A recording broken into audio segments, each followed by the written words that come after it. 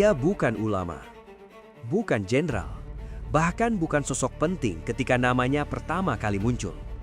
Ia berasal dari jalanan keras di sebuah kota kecil di Yordania, tempat hidup dibentuk oleh tekanan, kemarahan, dan pilihan-pilihan ekstrim. Namun dari latar belakang itulah lahir sebuah pengaruh yang kelak mengubah wajah konflik global.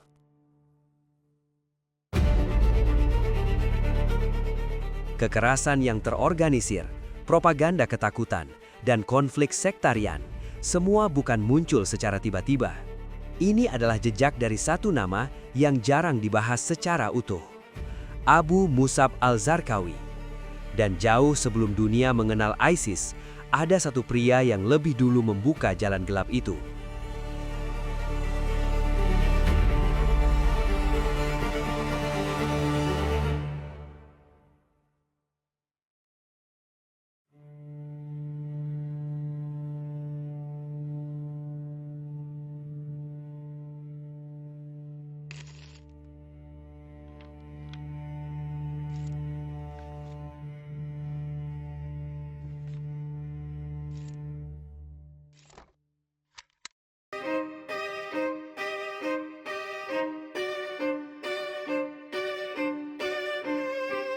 Abu Musab al-Zarqawi lahir dan tumbuh di Zarqa, sebuah kota industri di Yordania yang dikenal keras, penuh polusi, dan minim kesempatan sosial. Berbeda dengan ibu kota Aman yang relatif stabil, Zarqa adalah kota pekerja kasar, tempat tekanan ekonomi, pengangguran, dan kekerasan jalanan menjadi bagian dari kehidupan sehari-hari. Sejak usia muda, Zarqawi tidak menonjol dalam pendidikan maupun agama. Ia putus sekolah lebih awal dan menghabiskan masa remajanya di lingkungan yang didominasi oleh geng kecil, konflik antar kelompok, serta budaya maskulinitas ekstrim. Reputasinya di lingkungannya bukan sebagai pemikir atau pemimpin, melainkan pemuda temperamental yang mudah meledak dan tak segan menggunakan kekerasan. Catatan sosial dan kesaksian lingkungan menyebut Zarqawi sebagai sosok yang sering terlibat perkelahian, konsumsi alkohol, serta tindakan kriminal ringan. Ia hidup tanpa arah yang jelas, tanpa figur otoritas yang dihormati, dan tanpa visi masa depan. Dalam fase ini, kekerasan bukan alat, melainkan bahasa sehari-hari.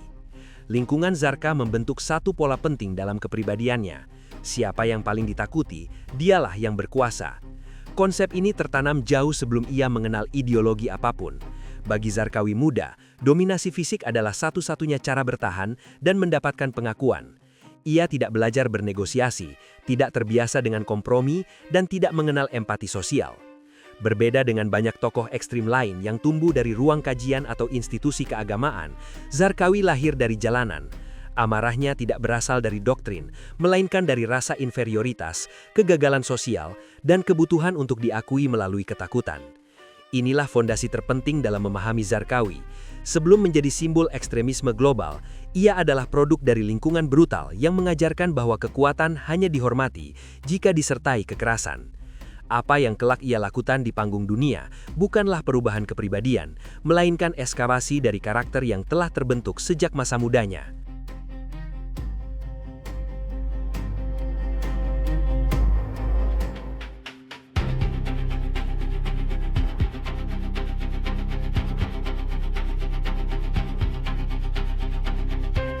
Perubahan arah hidup Zarqawi tidak terjadi secara tiba-tiba. Tidak ada momen pencerahan dramatis. Transformasinya justru dimulai dari kekosongan makna, identitas, dan tujuan hidup. Pada akhir 1980-an hingga awal 1990-an, Zarqawi mulai mendekati lingkungan religius garis keras di Zarqa, bukan karena ketertarikan intelektual, melainkan karena disiplin, struktur, dan rasa memiliki. Sesuatu yang tidak pernah ia dapatkan sebelumnya. Di ruang-ruang kecil pengajian, ia menemukan legitimasi baru bagi amarah lamanya. Namun berbeda dengan tokoh-tokoh ideolog ekstrim lain, Zarqawi tidak tertarik pada teori atau debat teologis. Ia menyerap agama secara literal dan selektif, memilih ayat dan narasi yang membenarkan kekerasan, hukuman fisik, dan pemusnahan musuh. Bagi Zarqawi, agama bukan ruang refleksi moral, melainkan alat pembenaran mutlak. Radikalisasinya semakin mengeras ketika ia masuk penjara Yordania. Di balik jeruji besi, Zarqawi tidak menjadi lebih tenang, Justru sebaliknya, penjara menjadi ruang konsolidasi karakter, kekerasan, dominasi, dan ketakutan. Ia dikenal sebagai tahanan yang agresif, otoriter, dan memaksakan pengaruhnya kepada narapidana lain. Disinilah pola penting terbentuk. Zarqawi tidak sekedar mengikuti paham ekstrim, ia memimpin dengan intimidasi. Ia menolak otoritas, bahkan terhadap sesama tahanan ideologis. Tidak ada toleransi terhadap perbedaan. Setiap bentuk kelemahan dianggap pengkhianatan. Setiap pandangan moderat dianggap musuh. Fase ini membentuk prinsip utama Zarqawi yang kelak menjadi ciri khasnya. Tidak ada jalan tengah, tidak ada kompromi, tidak ada belas kasihan. Radikalisasi Zarqawi bukanlah proses intelektual yang matang, melainkan penguatan karakter keras melalui legitimasi agama. Ideologi datang kemudian. Yang lebih dulu ada adalah kekerasan yang kini merasa dibenarkan. Saat ia keluar dari penjara, Zarqawi bukan lagi pemuda tanpa arah. Ia telah menemukan identitas baru, bukan sebagai pencari kebenaran, melainkan sebagai eksekutor keyakinan tanpa batas. Dan dari titik inilah, jalannya menuju panggung konflik internasional mulai terbuka.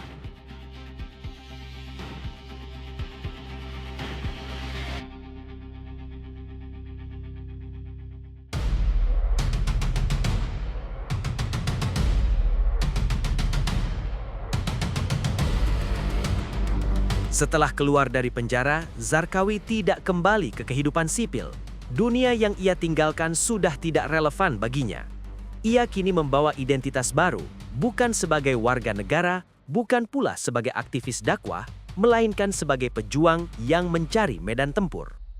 Akhir 1990-an, jalannya membawanya ke Afghanistan, pusat gravitasi jihad internasional pasca Perang Soviet. Di sanalah berbagai jaringan ekstremis dari seluruh dunia berkumpul, bertukar pengalaman, dan membangun aliansi. Namun sejak awal, Zarqawi berdiri sebagai sosok yang berbeda.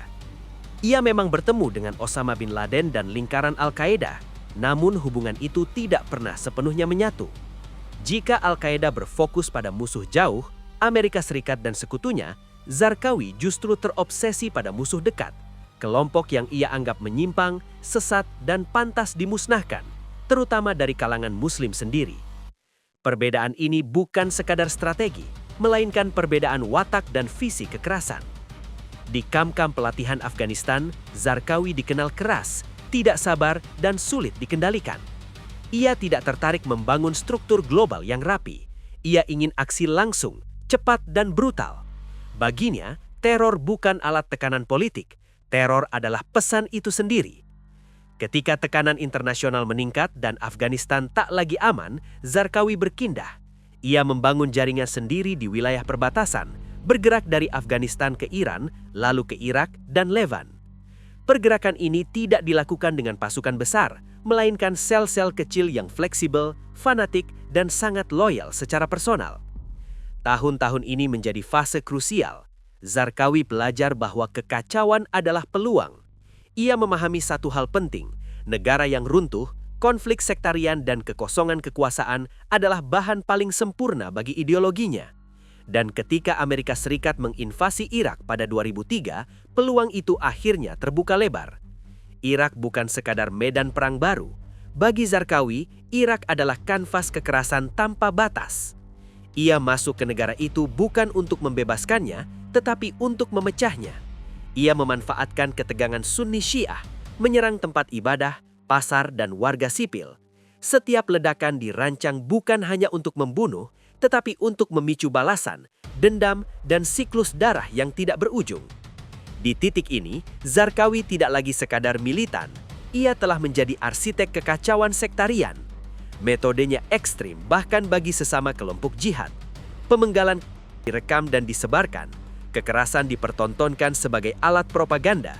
Tujuannya jelas, menanamkan ketakutan, menarik perhatian global, dan memaksa dunia menyaksikan versinya tentang Perang Suci. Jaringan yang ia bangun di Irak kelak dikenal sebagai Al-Qaeda in Iraq, AQI. Meski menggunakan nama Al-Qaeda, organisasi ini lebih mencerminkan karakter Zarqawi sendiri, liar, sadis, dan tak terkendali. Banyak pemimpin Al-Qaeda pusat khawatir. Mereka menilai Zarqawi terlalu brutal, terlalu ceroboh, dan beresiko merusak citra jihad global. Namun di lapangan, justru pendekatan inilah yang membuat namanya tumbuh cepat, ditakuti musuh, disegani pengikutnya, dan dikenal dunia. Bab ini menandai perubahan tak terelakkan. Zarqawi bukan lagi produk lingkungan keras Zarqa atau penjara Yordania. Ia kini adalah simbol generasi baru ekstremisme, lebih kejam, lebih visual, dan jauh lebih tidak terprediksi. Dan dari fondasi inilah, sebuah warisan kekerasan yang lebih besar akan lahir, warisan yang bahkan melampaui kematian Zarqawi sendiri.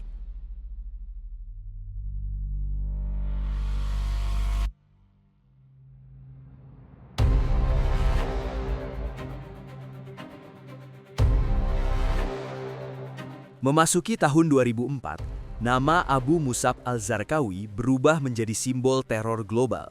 Irak, yang telah runtuh pasca invasi Amerika Serikat, menjadi laboratorium kekacauan yang ia rancang dengan presisi brutal. Setiap serangan tidak dilakukan secara acak, semua diarahkan untuk satu tujuan, memecah Irak dari dalam melalui perang sektarian total. Zarqawi memimpin kampanye kekerasan yang menargetkan 3 sasaran utama: pasukan koalisi, pemerintah Irak yang baru, dan komunitas Syiah. Serangan bom bunuh diri di masjid, pasar, dan prosesi keagamaan menjadi strategi utama. Ia memahami bahwa membunuh warga sipil akan memancing balasan, dan balasan itu akan memperdalam jurang kebencian antar sekte. Hasilnya terjadi lebih cepat dari yang dibayangkan. Irak terjerumus ke dalam spiral balas dendam. Milisi-milisi bermunculan, negara kehilangan kendali.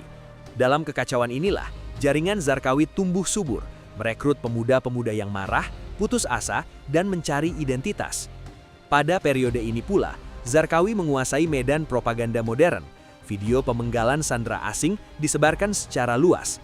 Kekerasan dipertontonkan tanpa sensor, menjadikannya bukan hanya alat teror, tetapi instrumen komunikasi global. Dunia dipaksa menyaksikan, dan ketakutan menjadi mata uang paling berharga. Namun brutalitas ini membawa konsekuensi. Bahkan di dalam jaringan jihad internasional, metode Zarqawi menuai kritik keras. Pimpinan Al-Qaeda pusat menilai serangannya terhadap warga muslim justru merusak dukungan jangka panjang. Surat peringatan dikirimkan, meminta Zarqawi menahan diri. Ia mengabaikannya. Bagi Zarqawi, kompromi adalah kelemahan. Ia percaya bahwa kekerasan maksimum akan mempercepat runtuhnya tatanan lama. Justru penolakan inilah yang memperjelas satu hal: Zarqawi bukan bawahan, ia adalah pusat kekuasaan itu sendiri di Irak. Sementara itu, perburuan terhadapnya semakin intensif. Amerika Serikat mengerahkan sumber daya intelijen terbesar sejak perburuan Osama bin Laden. Hadiah jutaan dolar ditawarkan, jaringan informan diperluas, setiap pergerakan, setiap pesan, setiap perantara dianalisis. Titik balik terjadi pada awal 2006. Melalui kombinasi penyadapan komunikasi dan kerjasama intelijen lokal, lokasi persembunyian Zarqawi berhasil dilacak di dekat Bakubah, Irak Timur Laut. Pada 7 Juni 2006, 2 jet tempur F-16 menjatuhkan bom berpemandu presisi ke sebuah rumah aman. Ledakan menghancurkan bangunan itu dalam hitungan detik. Zarqawi ditemukan masih hidup beberapa saat setelah serangan, namun meninggal tidak lama kemudian akibat luka parah. Kematian Zarqawi disambut sebagai kemenangan besar oleh Amerika Serikat dan sekutunya. Foto jenazahnya dirilis, sebuah pesan bahwa sang arsitek teror telah tumbang. Namun di lapangan, dampaknya tidak sesederhana itu. Zarqawi memang mati, tetapi arsitektur kekerasan yang ia bangun tetap berdiri. Jaringannya tidak runtuh, ideologinya tidak menghilang. Sebaliknya, struktur yang ia tinggalkan justru siap berevolusi menjadi sesuatu yang lebih besar dan lebih berbahaya. Pria yang menghidupkan kekacauan Irak telah gugur, tetapi api yang ia nyalakan belum padam. Dan dari abu kematiannya, sebuah organisasi baru akan bangkit, membawa kekerasan ke tingkat yang belum pernah terjadi sebelumnya.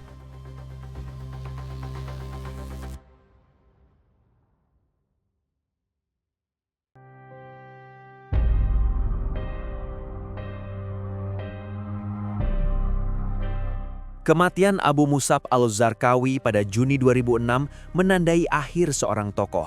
Namun, bukan akhir dari ideologi yang ia bangun. Justru sebaliknya, struktur kekerasan yang ia rancang telah cukup matang untuk hidup tanpa dirinya. Zarqawi meninggalkan sesuatu yang jauh lebih berbahaya daripada seorang pemimpin karismatik, sebuah catak biru teror modern.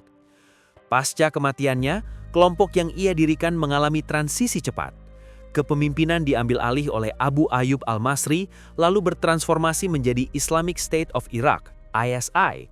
Nama boleh berubah, tetapi strategi tetap sama. Eksploitasi konflik sektarian, penggunaan kekerasan ekstrim sebagai propaganda, dan penolakan total terhadap kompromi politik. Yang diwariskan Zarqawi bukan hanya jaringan militan, melainkan budaya kekerasan absolut.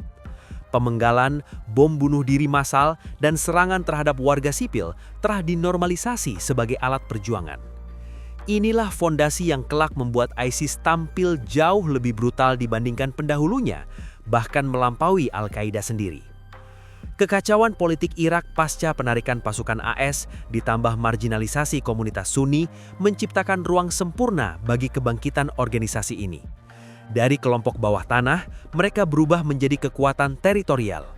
Pada 2014, dunia dikejutkan oleh deklarasi khilafah oleh Abu Bakar al-Baghdadi, sebuah entitas negara semu yang menguasai wilayah luas di Irak dan Suriah. Banyak analis sepakat, tanpa Zarqawi, ISIS tidak akan lahir dalam bentuk seperti itu. Metode ekstrim, propaganda visual, dan obsesi terhadap perang sektarian adalah ciri khas yang berasal langsung dari dirinya. Zarqawi adalah arsitek ideologis yang membebaskan kekerasan dari batas moral dan strategis. Namun warisan terbesarnya bukan ISIS sebagai organisasi, melainkan model radikalisasi modern. Ia membuktikan bahwa teror tidak membutuhkan legitimasi luas, cukup ketakutan, kekacauan, dan publikasi global. Pola ini kemudian ditiru oleh kelompok-kelompok ekstrem lain di berbagai belahan dunia. Saat ISIS akhirnya runtuh secara teritorial, dunia kembali dihadapkan pada kenyataan pahit. Ideologi yang lahir dari kekerasan tidak mati bersama jatuhnya wilayah atau pemimpin. Ia menyebar, beradaptasi, dan menunggu kondisi yang tepat untuk muncul kembali dalam bentuk baru. Abu Musab al-Zarqawi mungkin telah mati hampir 2 dekade lalu, tetapi jejaknya masih terasa dalam setiap konflik ekstremisme modern. Ia adalah bukti bahwa satu individu dengan kekerasan tanpa batas dan dunia yang sedang runtuh mampu mengubah arah sejarah global. Dan selama ketidakadilan, kekosongan kekuasaan, dan kemarahan kolektif masih ada, warisan Zarqawi akan terus menghantui dunia meski namanya perlahan dilupakan.